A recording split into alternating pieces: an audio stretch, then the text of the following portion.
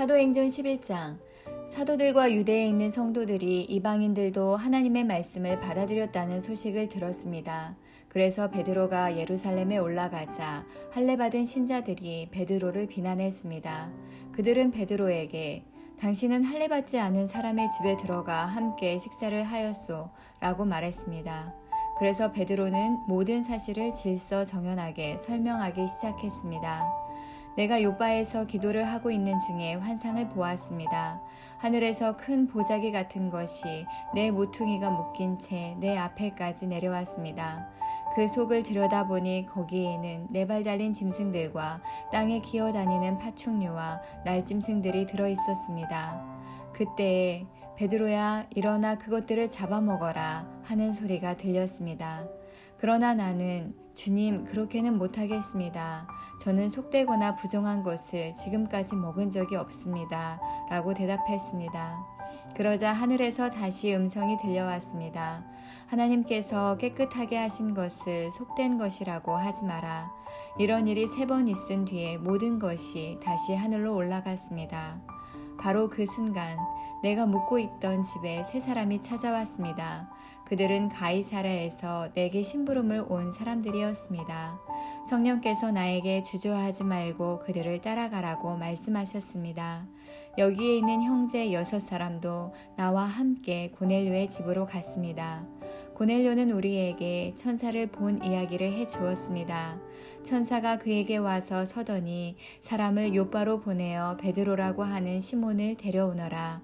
그가 내게 너와 내 온 집이 구원받을 말씀을 전해줄 것이다 라고 말했다고 합니다.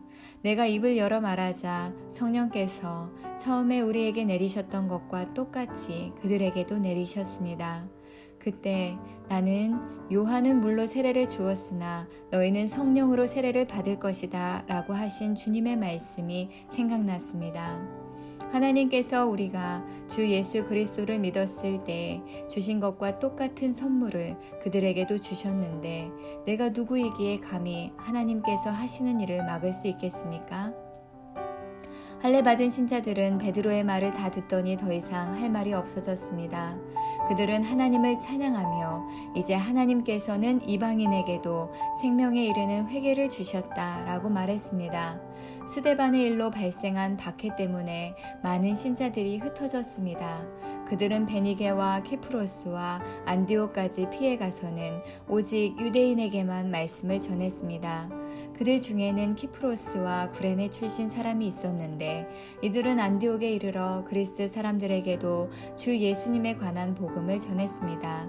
주님의 손길이 그들과 함께 하셨으므로 많은 사람들이 믿고 주님께로 돌아왔습니다. 이 소식이 예루살렘에 전해지자 교회는 바나바를 안디옥으로 보냈습니다. 그는 안디옥에 도착하여 하나님의 은혜가 내린 것을 보고 기뻐했습니다. 그리고 모든 사람들에게 마음을 굳게 하여 주님을 의지하십시오 라고 격려했습니다. 바나바는 착한 사람이요 성령과 믿음이 충만한 사람이었습니다. 그래서 많은 사람들이 주님께로 돌아왔습니다. 바나바는 사울을 찾으러 다소로 갔습니다. 사울을 찾은 바나바는 사울을 안디옥으로 데려왔습니다. 2사람은 1년 동안 교회에 머물면서 많은 사람을 가르쳤습니다. 제자들은 안디옥에서 처음으로 그리스도인이라고 불렸습니다. 그 무렵 예언자 몇 사람이 예루살렘에서 안디옥으로 왔습니다. 그 중에 아가보라는 사람이 있었습니다. 한 번은 아가보가 일어나 성령의 감동을 받아 예언하기를 온 세상에 큰 기근이 닥칠 것이라고 말했습니다. 그런데 실제로 글라우디오가 황제가 되었을 때에 기근이 발생하였습니다. 제자들은 자기 형편대로 헌금하여 유대에 사는 형제들을 돕기로 결정하였습니다. 그들은 돈을 모아서 바나바와 사울 편에 예루살렘에 있는 교회의 장로들에게 보냈습니다. 사도행전 12장. 이 무렵 헤롯 아그리빠 왕은 교회에 속한 몇 사람을 박해하려는 계획을 가지고 그들을 사로잡았습니다. 그는 요한의 형제 야고보를 칼로 죽였습니다. 헤롯은 유대인들이 이 일로 기뻐하는 것을 보고 베드로마저 잡으려 했습니다. 그때는 무교절 기간이었습니다. 헤롯은 베드로를 붙잡아 감옥에 넣고 군인 4명씩 내 패에게 맡아 지키게 했습니다. 6월절이 지나면 베드로를 끌어내어 사람들 앞에서 재판할 작정이었습니다. 그래서 베드로는 감옥에 갇혔고 교회는 베드로를 위해 하나님께 열심히 기도했습니다. 헤롯이 베드로를 끌어내려던 전날 밤이었습니다. 베드로는 두 군인 사이에서 사슬에 묶인 채 잠들어 있었고 문 앞에는 경비병이 문을 지키고 있었습니다. 갑자기 주님의 천사가 나타나고 환한 빛이 감옥을 비추었습니다. 천사가 베드로의 옆구리를 쳐서 깨우며 어서 일어나라고 말했습니다. 그 순간 베드로의 손목에 매여 있던 사슬이 풀렸습니다.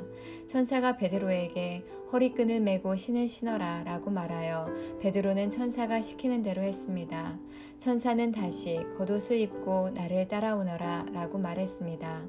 베드로는 천사를 따라 밖으로 나가면서도 천사가 하는 일이 꿈인지 생시인지를 알지 못했습니다. 베드로는 자기가 환상을 보고 있다고 생각했습니다. 천사와 베드로가 첫 번째 경비병과 두 번째 경비병을 지나 성으로 통하는 철문에 이르자 철문이 저절로 열렸습니다. 그들이 문을 나와 거리를 한 구역 걸을 때 갑자기 천사는 베드로를 떠나 어디론가 사라져 버렸습니다. 그제서야 비로소 베드로는 정신이 들어 혼잣말로 중얼거렸습니다. 이제야 나는 이 모든 것이 실제라는 것을 알겠다. 주님께서 천사를 보내어 나를 헤롯의 손에서 그리고 유대인들의 모든 계략에서 구하셨다. 이런 사실을 깨닫고서 베드로는 마가라고도 하는 요한의 어머니 마리아의 집으로 갔습니다. 그곳에는 많은 사람이 모여서 기도하고 있었습니다. 베드로가 바깥문을 두드리자 로데라는 여종이 문을 열어주러 나왔습니다.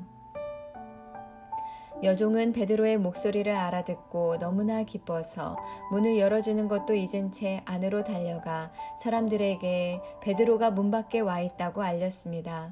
그러자 사람들은 여종에게 내가 미쳤구나 라고 말했습니다.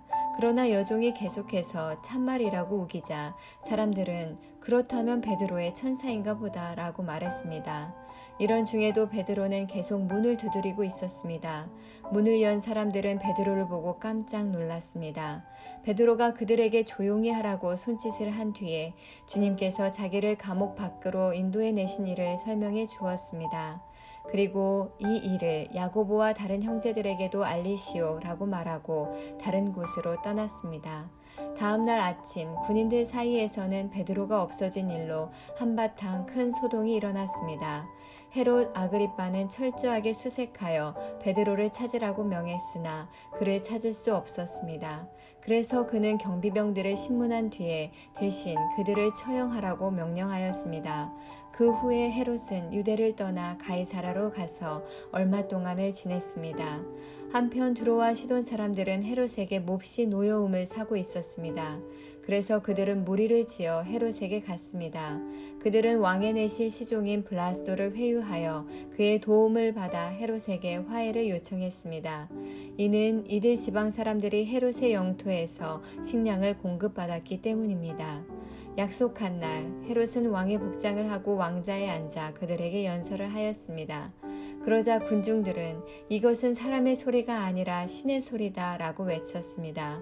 그러나 헤롯이 하나님께 영광을 돌리지 않았기 때문에 주님의 천사가 즉시 헤롯을 내리쳐서 헤롯은 벌레에 먹혀 죽고 말았습니다. 하나님의 말씀은 점점 더 널리 퍼져서 믿는 사람이 많아졌습니다. 바나바와 사울은 자기들의 사명을 다 마치고 마가라고도 하는 요한을 데리고 예루살렘에서 돌아왔습니다.